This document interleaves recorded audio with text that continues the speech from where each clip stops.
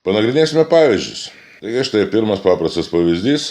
Paprasčiausia trupmena, kurios vardiklėje matome kažkokią tai reiškinuką ir tada prisiminę, kad trupmenos vardiklis nelygus nuliui, tai gauname nelygybę, kad vardiklis x kvadratu minus 3x nelygu nuliui.